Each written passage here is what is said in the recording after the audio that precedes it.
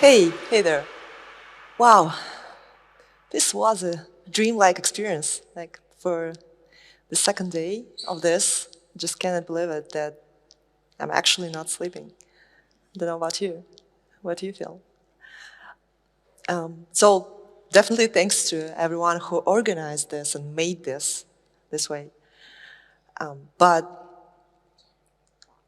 today we're gonna, right now we're gonna continue dreaming. That's so you can relax and follow me. And we're gonna start with those two words.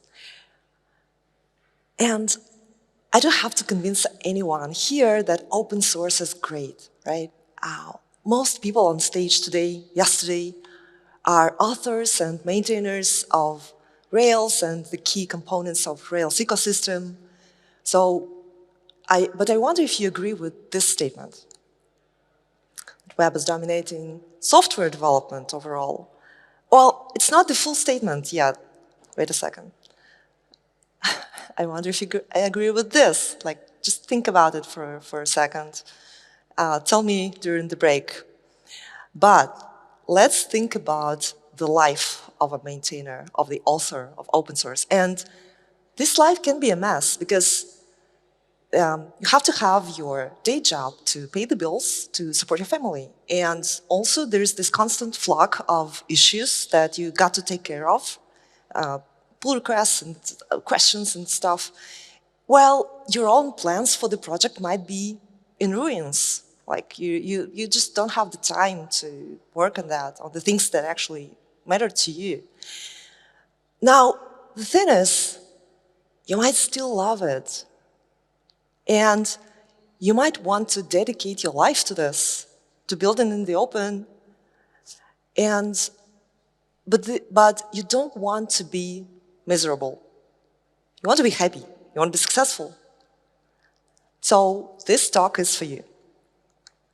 This is the alternative title of the talk, and I'm gonna try and turn the minutes we have into as much of a guide for a maintainer of open source as possible.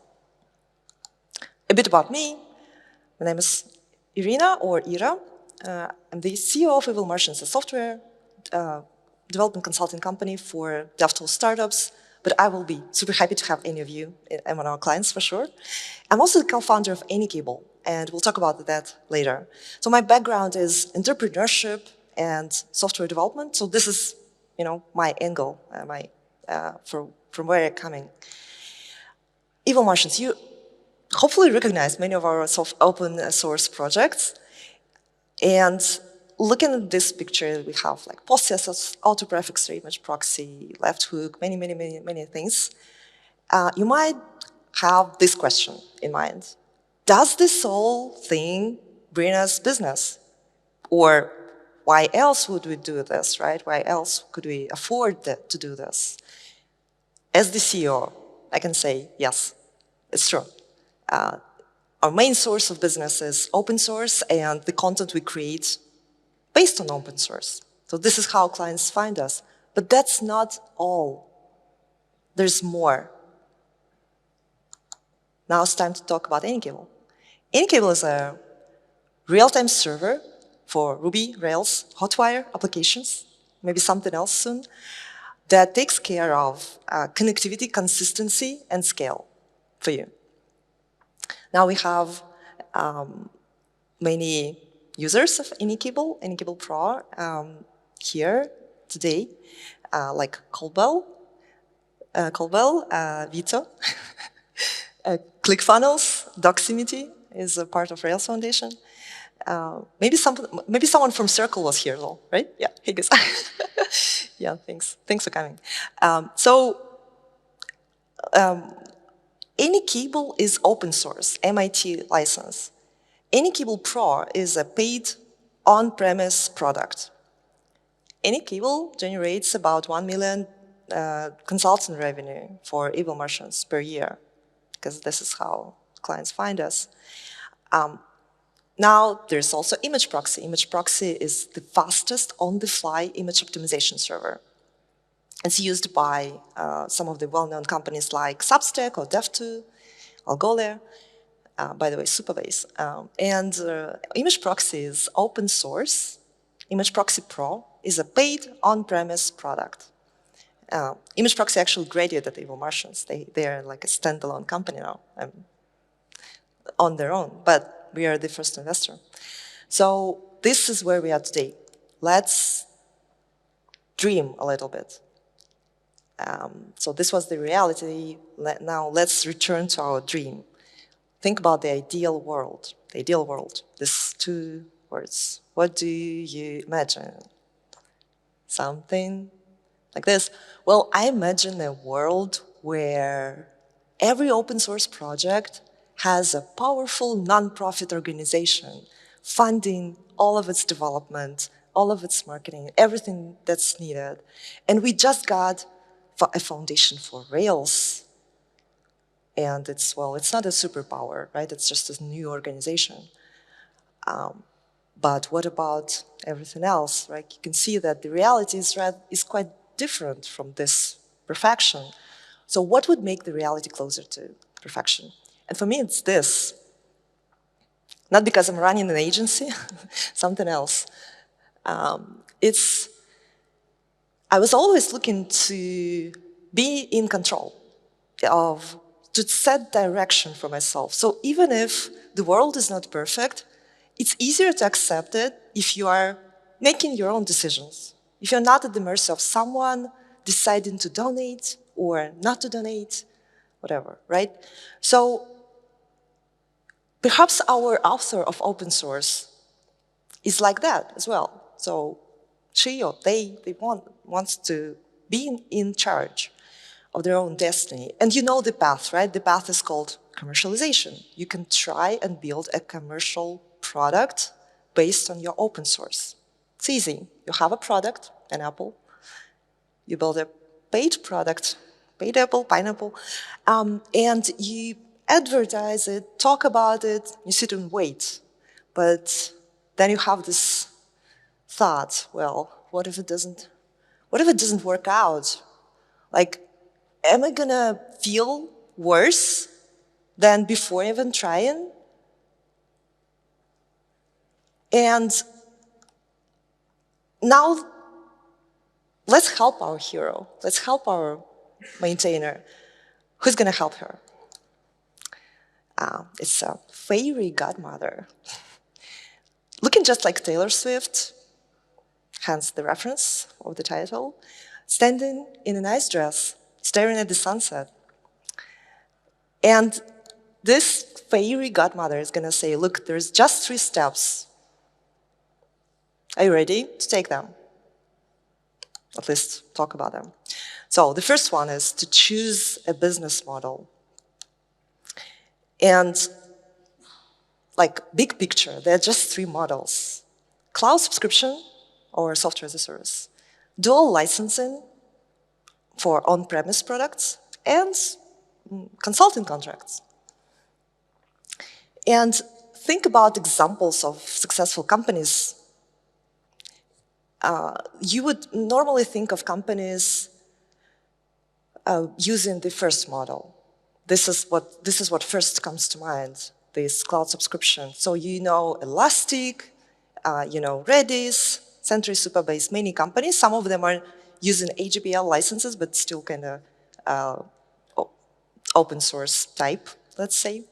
There's also GitHub, and there's also this company, Treasure Data, that is also a cloud subscription model, and it's based on top of open source built in Ruby. That's why it's marked with this nice sign.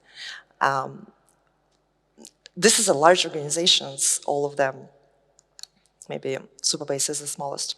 Now, the second model, we know many examples in our ecosystem, in our community, like here, you know, you guys know Mike Perham, right? Sidekick Pro, Sidekick Enterprise.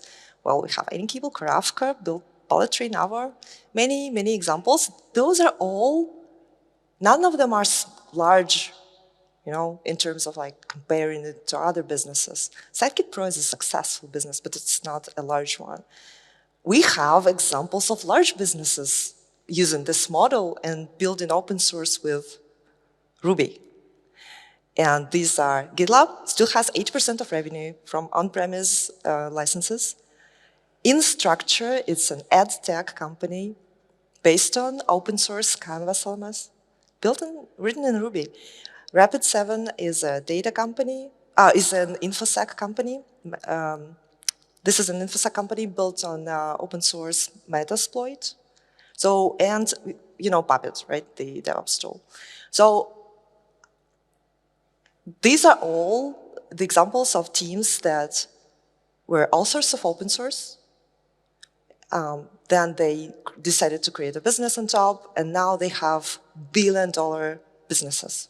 So the whole list on the right side, these are kind of all billion-dollar companies. Maybe Puppet is the smallest, maybe $500 million, but still enough. Well, consulting, Red Hat, right? Red Hat's earned billions of consulting dollars for supporting open source. Now you know Evil Martians. Well, the pros and cons, I will not explain all of them, right? But it's the kind of least obvious ones are this. For the cloud subscription, the problem is largest clients tend to move off. So once the client sees a certain kind of check, they're looking for options to move off of subscription service.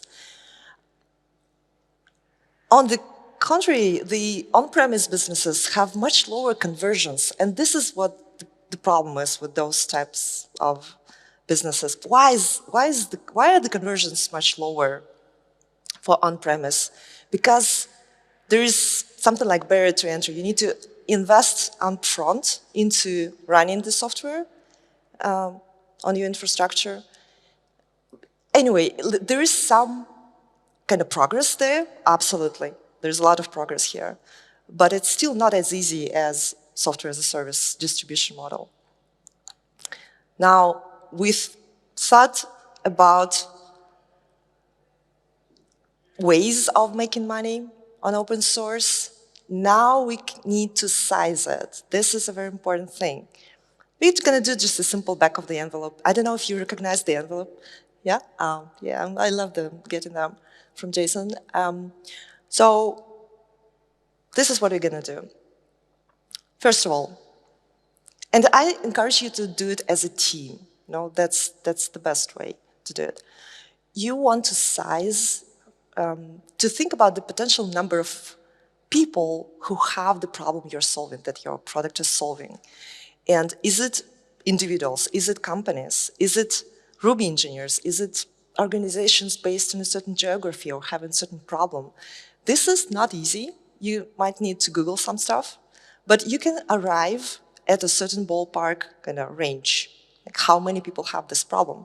Then you need to think how much money they spend to solve this problem today. Can they solve it for free? Can they solve it for $1,000 or 10,000, whatever, like ballpark? Multiply the two, maybe $5 is enough. Multiply the two and you get total addressable market. That this is the market you're trying to enter. And now think about your role on this market, the role of your potential company on this market. Can you be a niche player? So niche player means that your position is defended by something. There's something unique about you that defends your position on the market. Or you can be a major player. Maybe your product is for everyone. This means that your share of the market can be 30%. So multiply the kind of target share, the total addressable market by the market share, you sort of get the idea of your revenue. Was it simple? I'm not sure, but yeah, you can't do this. The thing is, if you try this exercise, you will arrive at certain numbers, and you don't need to be exact. It's just a thought process. So now we're set to bring it all together. So what if you arrive at revenue that is like essentially lower than salaries for you and the team that you need to support this product? And you'd be surprised how many times this is the case. Because there are many products that are actually super niche. They only have like a few companies, or the check is small, whatever. Like you arrive at small revenue using this exercise. And that's okay. This just means that it can be a standalone business. It cannot be a standalone business. So it can be a side project, a hobby project, and those are great. Those, like, I'm sure every entrepreneur needs several of them before they can build something big. And you can also use, if you are an organization or part of an organization, you can use it for marketing purposes, for HR purposes. You can build something just to get hired into a company, whatever. Like there are many ways, there are many things. So don't give up if you arrive here. It's a nice place to be. What if the revenue is high? Maybe not right now, but maybe like in a few years, if you think about your market and stuff, and you arrive at revenue above $1 billion. Huge, right? Huge revenue. So this means it's a large market, huge opportunity. It also means there's going to be competition, and this competition is going to be venture-backed, almost surely. And in order to win over venture-backed competition, you either need to defend your niche somehow, like in a very smart way, or you need to have venture money as well. That's unfortunately like very much true, because on a longer perspective, company with money unfortunately wins over any other company. Right. Now, what if your revenue is in between? So it's enough, estimated revenue is enough for like a few people's salaries, some salaries, and not as huge. This is a good place to be. I think this is a place where you can bootstrap a company. It doesn't necessarily mean that you're going to have this kind of competition with venture-backed like huge companies. So you can bootstrap, you can grow at your own pace. And yeah, so in order to, yeah, I forgot the next step. So if you are building a venture-backed company, you need to test your product hypothesis and then decide which kind of model you're going to go with, but it cannot be consulting, essentially. It cannot be, it has to be a product with like large margins, scalable, and stuff. Essentially, we see that most companies today, large organizations, end up having both. They have to have on-premise and they have to have software as a service distribution model for smaller companies. Now, if you are building a bootstrapped business, it can be anything. It can be a consulting. It can be a mix of consulting and product. It can be what you want it to be. But still, in order to define which model will work best, you want to test it. I will say a couple more words. Bootstrapping can take you much further than you imagine. Turns out half of the large software companies either didn't raise money at all or raised little money, below $25 million. So, and this is organizations with over $1 billion revenue. Finally, there is something else. Your own skill set as, well, as the author, as the founder. If you are really good at content and content and marketing, like writing articles, many authors of open source already know the importance of writing articles, so they are good at it. Ideally, maybe you want to start with the software as a service model, because this means your audience can go into your bottom-up kind of sales funnel, self-service funnel, and they can start using the product already.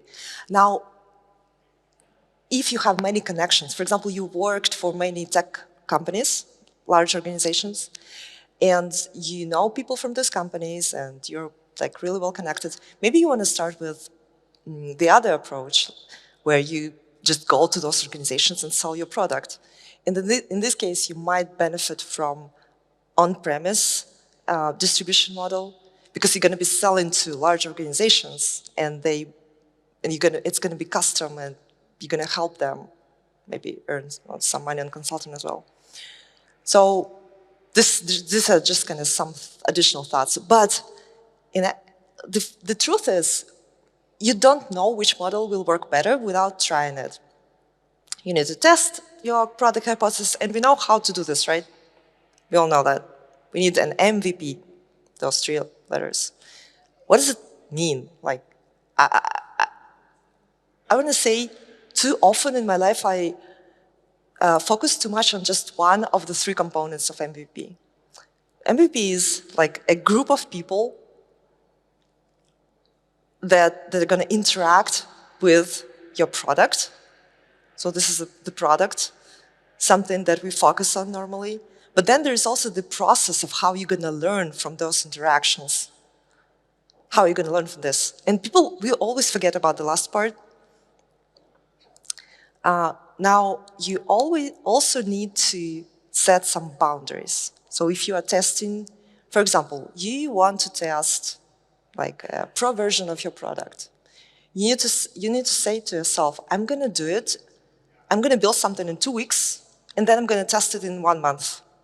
And then you need to convince yourself, essentially, that it works. So the goals for the first MVP, they are the goals that you will think make sense. So these are not for investors or anybody. That's for you. Just kind of set them beforehand. These are different examples of all the 3 components that I know people used. And none of them, for the first MVP, none of them is software. None of this is building software. This can be something like a prototype, a landing page, GitHub, like many, many things. And just kind of think of how you can learn from people who engage with like this. Now, the next MVP, the second MVP, I want to like convince you to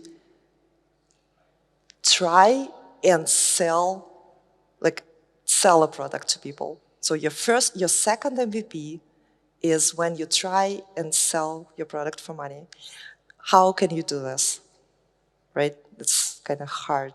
So you define a super small audience, super small dedicated like group of people with a super narrow problem. One scenario. Build for them. Keep, as much as possible, keep it manual. You know, almost like pretend that it is automatic. And like ask them for money. This is the most important thing. So if you can sell 10 licenses for $100 or $1,000, this will be meaningful, much more meaningful result than like essentially anything else. Now, again, you need the boundaries that you set for yourself at the beginning, not in the process. I promised profit, right, at the talk title, so we're gonna talk about that a bit.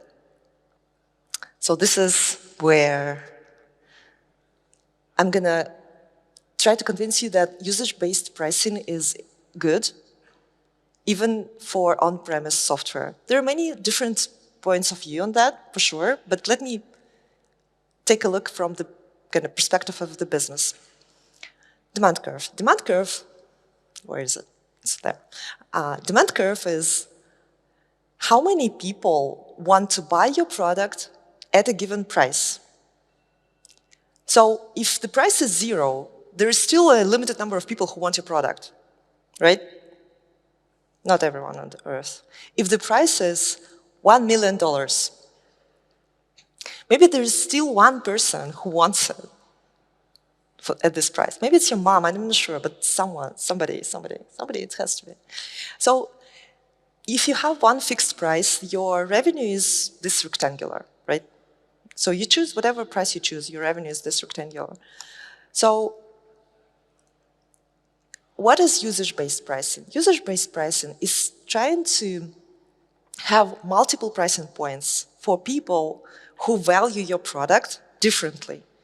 So for those people, and the idea is that the more people use your product, the more value they get from that, and the more they want to pay. So if somebody, even if it's a large organization, even if it's whatever, GitHub, somebody, right?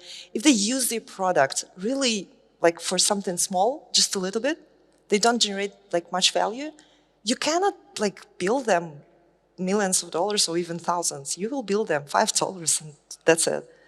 If somebody is using your product like extensively, they will be willing, they will be ready to pay more for it. So, and that's kind of why your revenue becomes almost the entire area under the curve. And you can see it's higher, it's larger. So this was the argument. So this is very practical advice. Even if you don't have a paid product, but you have open source, popular open source, and you have organization reaching out to you saying, guys, we need this feature.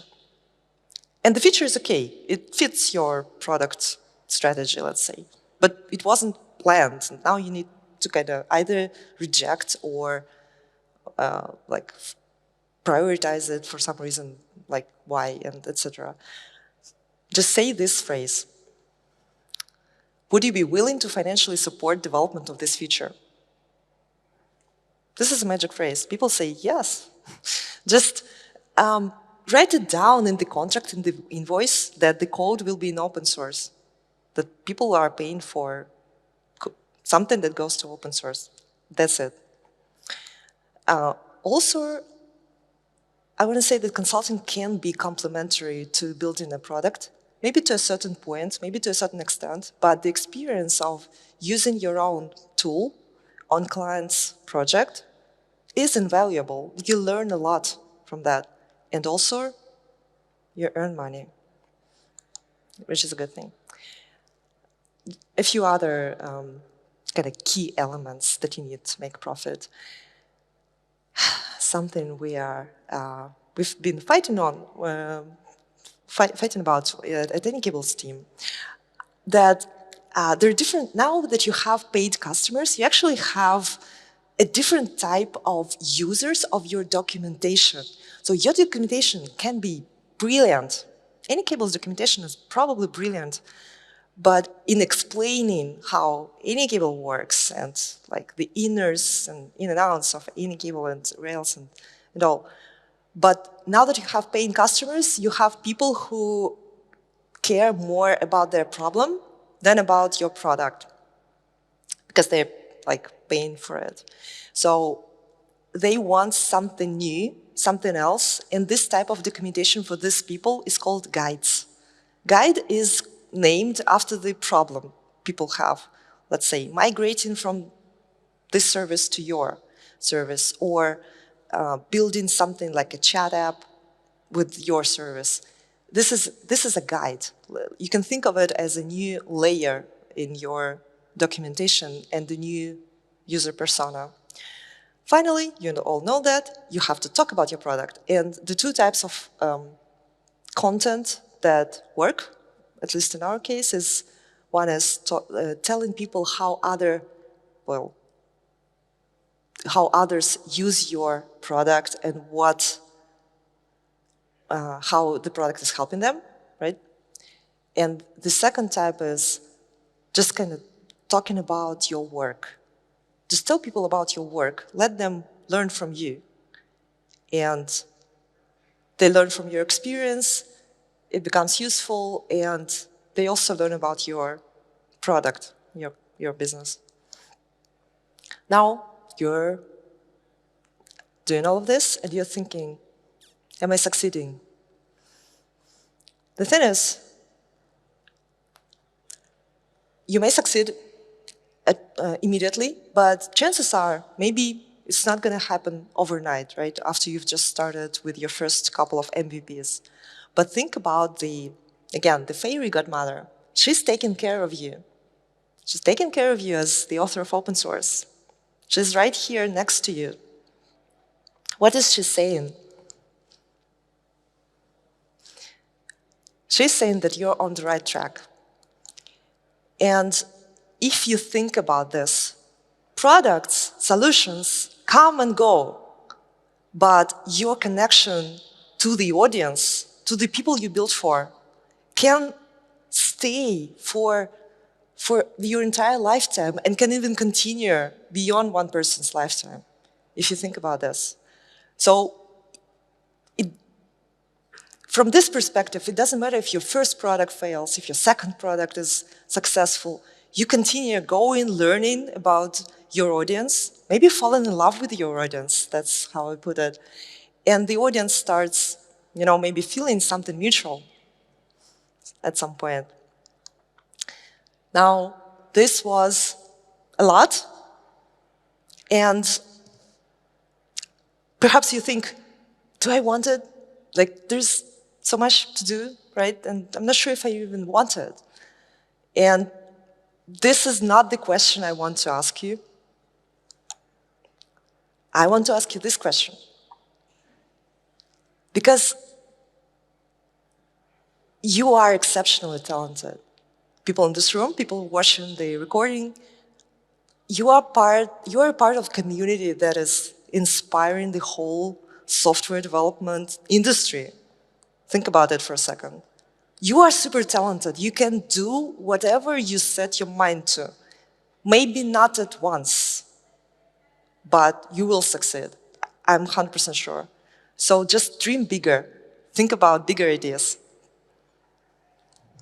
Thank you.